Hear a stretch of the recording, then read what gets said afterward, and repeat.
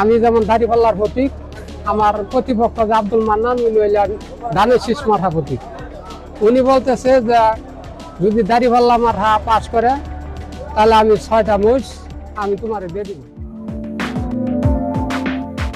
একটি দল, একটি বাজি এবং একটি আস্ত মহিষ। হারলো দল, হারলেন সমর্থক, কিন্তু জিতে গেল বন্ধুত্ব। শেরপুরের উত্তর নাকশি গ্রামের আমির হোসেন যখন তার আদরের মহিষটি বাজিতে হেরে প্রতিপক্ষের হাতে তুলে দিচ্ছিলেন, তখন তার চোখের জল কি শুধু পরাজয়ের ছিল নাকি বিচ্ছেদের? ঠিক সেই মুহূর্তে বিএনপি সমর্থক আব্দুল মান্নান যা করলেন তা বদলে দিল রাজনীতির চিরাচরিত সংজ্ঞা। শত্রুতা নয়, এক অনন্য মানবিকতার গল্প নিয়ে আজ আমরা হাজির হয়েছি। আজকের বিশেষ বিশ্লেষণে আমরা দেখব রাজনীতির মাঠে চরম উত্তেজনার মাঝেও কিভাবে গ্রাম বাংলার মানুষের চিরায়ত মায়া মমতা টিকে থাকে। শেরপুর 2 আসনের উত্তর নাকশি গ্রামের সেই আলোচিত ঘটনাটি আজ আমাদের আলোচনার কেন্দ্রবিন্দু।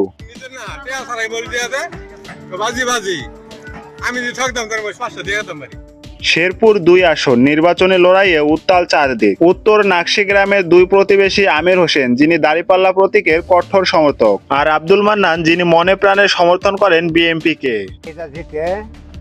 আমি আর আমি আমি কইছি তোকে জানার যদি যেতে আমি 6টা দেব। চায়ের টেবিলে রাজনৈতিক তর্ক গোড়ায় এক অদ্ভুত বাজিতে। সিদ্ধান্ত হয় যার দল হারবে সে অন্যজনকে তার পালিত মহিষ জবাই করে খাওয়াবে। নির্বাচনের ফলাফল এলো, আমির হোসেনের সমর্থিত দল হেরে গেল, হারলো তার আত্মবিশ্বাসও। বাজি অনুযায়ী নিজের অতি আদরের মহিষটি তিনি তুলে দিলেন বিজয়ী আব্দুল মান্নানের হাতে। একদিকে প্রিয় দলের হার, অন্যদিকে নিজের পালিত পশুর বিচ্ছেদ। সব মিলিয়ে গভীর বিষণ্ণতায় গ্রাস করে আমির হোসেনকে। বাজি জিতে আব্দুল মান্নান চাইলে মহিষটি জবাই করে ভুরি ভোজের আয়োজন করতে পারতেন, কিন্তু তিনি দেখলেন তার দীর্ঘদিনের প্রতিবেশী আমিরের চোখের পানি। তিনি অনুভব করলেন একটি মহিষ খাওয়ার চেয়ে তার বন্ধুর হাসি মুখ অনেক বেশি দামি। রাজনীতির বিজয় উল্লাসকে একপাশে সরিয়ে রেখে আব্দুল মান্নান অনন্য এক সিদ্ধান্ত নিলেন। তিনি মহিষটি পুনরায় আমির হোসেনকে ফিরিয়ে দিলেন।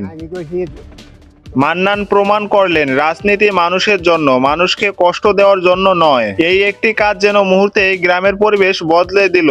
যেখানে সংঘাত হওয়ার কথা ছিল সেখানে বইতে শুরু করলো বন্ধুত্বের হাওয়া। আমার প্রতিপক্ষ যে আব্দুল মান্নান উনি হইলেন ধানের শীষ মাথা প্রতীক।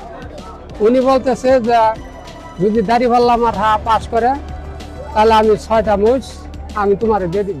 এই ঘটনাটি কেবল শেরপুরের একটি গ্রামের গল্প নয়, এটি সারা বাংলাদেশের রাজনীতির জন্য এক বিশাল বার্তা। এটি আমাদের শেখায় যে আদর্শ ভিন্ন হতে পারে, কিন্তু প্রতিবেশীর সাথে সম্পর্ক তার চেয়েও বড়। পরাজয়ের গ্লানি খেয়ে কিভাবে বিজয়ী পক্ষ সহমর্মিতা দিয়ে মুছে দিতে পারে তার এক প্রকৃত উদাহরণ আব্দুল মান্নান। বর্তমানে যখন রাজনৈতিক সহনশীলতা প্রায় বিলুপ্তির পথে, তখন উত্তর নাকশি গ্রামের এই 2 বন্ধুর গল্প আমাদের নতুন করে ভাবতে শেখায়। ধানের শীষ পাস করবো, তা বলতেছে তাহলে বাজি ধরো দাদা। কয় বাজি তোর সাথে কি বাজি ধরবো?